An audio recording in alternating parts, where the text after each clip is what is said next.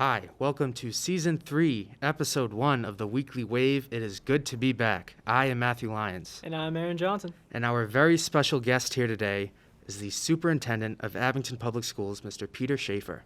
How are you? I'm good. Thanks for having me on the show, guys. I appreciate it. Of course, it's a premier tradition.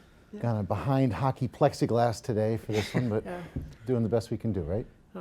As you can see, we changed up our setup a little bit. We're rocking a new table, having our guest, Mr. Schaefer. You're not new to the show. You've been here every single season. I'm so happy to have you back. On this episode, we're talking about basically the whole setup to this crazy school year, being in a hybrid schedule, going to school during COVID, making sure kids are safe, all of that fun stuff. So Matt, do you want to do your inaugural question? So I just wanted to know, in March when we all found out that we would have to quarantine, it was a very crazy time. And I know I personally had a lot of time to think things over, reflect a little bit. And I just wanted to know, did you and the school committee have the same experience, or did you have to immediately take action? Well, back in March, I think all of us, at least most of us, thought we were going to be coming right back to school. We're going to wash down the building, and we're going to come back in a couple weeks. Mm-hmm. And then it just kept getting longer and longer. I remember a couple of times feeling like, well, I know this is coming. I know this shutdown is coming. And then the shutdown came, and I was still disappointed, even though I knew it was coming. And then, of course, we're going to come back full-time when we come back to school this year. Of course we are. There's no, the virus will be gone. Things will be back to normal. And then, pretty quickly in June, it was begin to make plans for us not to come back normally, or what would a normal come back to school with everybody look like. So we had to look at, are we going to do full in-person, are we going to do hybrid or remote, and then be ready for all three of those. And one of the problems that occurred over the summer is that the guidance kept changing. And so you would make headway on something, and then the guidance would get adjusted.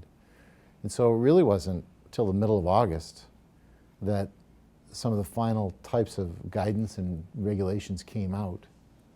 Because I was telling people, it's kind of like putting a 1,000-piece puzzle together without the picture on the box. But then the puzzle pieces keep changing too. You get 2 or 3 pieces of the puzzle together, and then the puzzle changed as you were assembling the puzzle. So. No, I thought we were coming back, and I think I've probably gone through the same progression that everybody else has. It's kind of like, are you kidding me? No, are you kidding me? It just goes on and on and on. And I keep saying we're one day closer to it being over. I mean, we don't know when exactly it's going to be over, but I got to believe we're better than halfway through it. We got to be getting somewhere closer to an ending now of this whole pandemic, and hopefully it'll be a long time. Let's get this one done with, and hopefully it'll be a long time before we have another one. Yeah. So. I can see the frustration in your face over those guides, but this summer in particular must have been so crazy for you. You had new faculty, you had new principal, new vice principal, obviously teacher opt-outs, and making a plan to put 600, 700 kids safely into the school? Yeah, so out of a population of, we have just over 2,000 kids in Abington. Wow. And 40% are here on green and 40% here on wave day, and between 15 and 20% are fully remote. And so safety is first, and then comes safety. And then comes safety, because this plan will all evaporate if and when enough people get sick that it's not safe to run this way. So, I mean, like everybody else, I think everybody wants things to get going, and everybody wants the economy, everybody wants people in school. It just seems to me the more we follow the rules, the more we'll be able to do those things, because fewer people will get sick. So, I can't say I like wearing a mask, but if it keeps people safe and we can keep coming to school, that's the most important thing. And I gotta say, the students in Abington are outstanding. I mean, they get it. They got off the buses, they got out of their cars, and they came with masks. And I mean, nothing's perfect. Not everybody's perfect with wearing the mask all the time. People have to be reminded. But for the most part, that was something at the beginning I thought would be absolutely bananas. I thought we'd be having kids, wearing masks as hats and, chin guards and, earrings, and it just hasn't been like that. The students have, they make me proud of how thoughtful they are and how they've been, washing their hands when asked and assigned seats. And I mean, it's a pain in the neck, but people are doing it, and it's making us, it makes this possible. Without that, we couldn't do this. We'd be shut down. People would get sick. We've had a couple of people who've tested positive, and I call it the school community. And they're fine. They're doing well, and I'm, we're probably going to get others. There are people in the community with it. But staying safe, wearing the masks, washing hands, maintaining distances, it's just the best way for us to stay in school as long as possible, as best as possible, and keep people safe. So I kind of went off on a tangent there, but. No, that's good. No, it was awesome. So I just also want to say, the people that I work with too, I mean, nobody wanted to spend their whole summer in front of a computer trying to unravel all these new mysteries. That wasn't fun. But the payoff was at least we got about half the students in Monday, Tuesday, and Thursday, Friday. I'm just glad we're doing that. That's why that work was done. And we just want to stay at it as long as we can. Yeah, and I got to commend you guys. In like 3 short months, for 3-4 schools, you've made it all so safe, all so great. And I don't know, it's just been awesome. Well, I appreciate you saying that. So, I mean, we talked a little bit about this earlier, but Aaron and I, we had our trepidations. We were a little bit nervous to come back, but I think after that first day, 95% of our issues were resolved, and we felt much more comfortable. And I wanted to ask you, because you touched a little bit upon the assigned seats, and my mask keeps falling. I'm sorry. And the hand sanitizer and all these different rules. What was the hardest one to nail down? To say this is what we have to do. This is the only way. So I think I'm gonna have to say all of them, because reading them on a piece of paper, and everybody's going to be 6 feet apart, and you can only get so many people in a room, and you can't do more than that. I mean, probably lunches and entrance and exit from the building. Now that you've got me thinking about it, I was going to say all of them, but now that I think more specifically, it's got to be and that's what stopped us really from being all in person. Because if we had everybody here, you'd basically spend the whole day at lunch, and then we'd clean up after lunch, and then you'd stagger dismissal, and then you'd spend the rest of it just didn't leave any time for anything else. Mask breaks at appropriate distances, lunches, those were challenging. Because you guys know, after people take off the mask at a mask break indoors, or they eat lunch indoors, all those surfaces have to be washed before someone else comes. And so, I mean, schools just weren't built to have everybody in during a pandemic. I mean, there's no such thing as that square footage to provide those distances and have everybody here. And we're not staffed that way. From the custodial staff to the nurses to the administrators to the teachers to the paraprofessionals, and I know I'm going to forget someone, but it was a group of people that really wanted to do everything we could to get students in buildings that I'm fortunate to work with in such a team. So school committee members who spent the summer on calls hour after hour. So it's just, the payoff is we're in a building. Right. So We made it. And for my question, before school actually started, there was a couple of options. There was the hybrid schedule, there was fully remote, and there was I believe, I don't know if fully in person was an option. What made you and the school committee choose the hybrid model? So there's a lot of deliberation about that. And I think the desire to get everybody in person made a lot of people want to do full in person. The problem is then once you get into the reality of what that looks like, that you almost have to overcome that emotional piece. Come on, let's get everybody in, until you really get into the weeds and you figure out how almost impossible that is, just in terms of physically, square footage wise. Then you're left with fully remote or the hybrid, and it wasn't unanimously decided to go with the hybrid. And again, it took a lot of deliberation and a lot of, I think we had 3 public meetings and Q&As, and they went till late at night, and just because people care.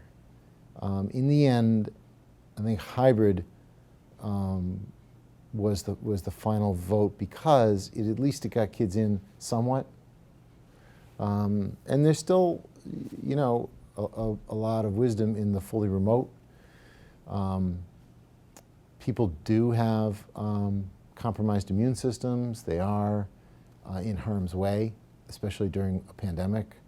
And so, you know, certainly respect and want to support all of those people that would want to do this. I think the hybrid, because it was just as many people in person as possible, and yet still, you know, in school somewhat. I think that's what eked out in terms of winning the vote. So you mentioned how important it is to have students in the actual building. Can you talk a little bit about how important it is, now that we're in school, how important it is for all the staff to keep students' social, emotional health as high as possible and make sure that everyone is calm and safe? Yeah, and I think that, like you said, that first day, I think everyone was nervous. Mm-hmm. And the second day it felt a little bit better. And then, you know, as you're in, it gets better each day. There were so many unknowns and mysteries. But there's that human thing about being in the same room with people where you can interact that you can't, no offense to cable, I know you can't be in person, we're coming into your living rooms, but there's something about being in person that makes a difference in terms of, I think, communication and body language. And the exchange that takes place in a classroom, it's just better. You can read stress, you can read anxiety, you can more readily answer people's questions because it lends itself to more of a discussion. You know, let's talk about the fraction rather than being on a Zoom call on cable where it's hard to do. So just that interactive piece, I think, is helpful. Getting back into routine is emotionally, I think, healthy around schoolwork. And so you just can't do those things over a computer, you know? Yeah, I strongly agree. That was actually one of our focal things about this podcast, Mm-hmm. was that we wanted to have a human interaction, a human guest, because you can't emulate this. I mean, obviously Zoom shows, they're good, they serve their purpose, but for us, we personally think this human interaction, this human questioning, and this inquiry is just, it gives a better experience for the audience and for us as well. So I can totally agree with you on that. And for my final question, I'm looking more into the future. So for our protocols here, are we playing it by ear? So if, I say, COVID cases go down or the COVID cases spike, will the protocols change, or are we confirmed to stay in this hybrid model for the rest of the year? So if there's a increase in COVID cases and there's a spread that's through the schools, it would likely cause us to shut down.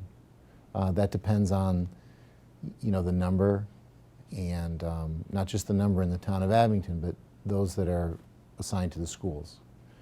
And I couldn't tell you what that number is because it really depends on the situation. I can tell you it's something that's tracked all the time.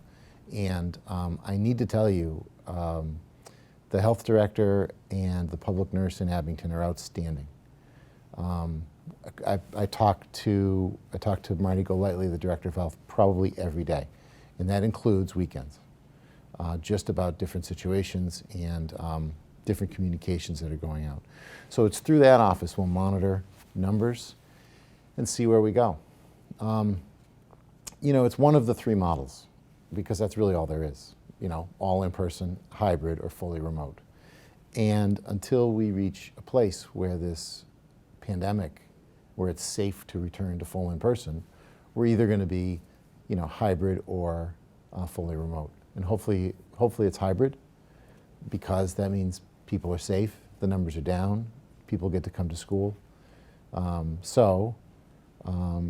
Again, the more wearing masks, the more washing hands, the more social distancing, the more staying home when you don't feel well helps all of those things, not only for the school community, but the community at large,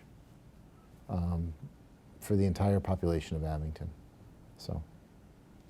Thank you. All right. Do you want to take these last final moments to turn to this camera here and give a little PSA to the members of the Abington community? So my public service announcement is I just feel very fortunate that we are in person and that we pulled this off with the team that we did. So I was very grateful that we have this team, that we're able to bring this together. And I'm even more grateful, you know, when the students arrive, because until you can see things working and in operation, you really don't, you know, you wake up at, you know, 3 in the morning and you're thinking, trying to solve problems that you never solve at 3 o'clock in the morning about what things are going to look like and what things are going to be. And just the difference in Abington is the people. Just fortunate to be a part of this larger team working for everyone's good. So it's a message of appreciation, and let's keep doing this. So please wear your masks, please socially distance, please wash your hands. If you don't feel well, don't go to work and don't go to school. Thank you Awesome. so much. Yeah. Thank you. Really appreciate you coming back year after year on the Yeah. show. And anything else you have to say? This is the best part of my day. Thank you for having me. Appreciate it, coming. Mr. Schaefer. Thank you for watching. Tune in next Wednesday for an all-new episode of The Weekly Wave. And make sure to follow us on our Facebook, Instagram, YouTube, and now Twitter at the Gazette. Stay safe. Goodbye, everyone.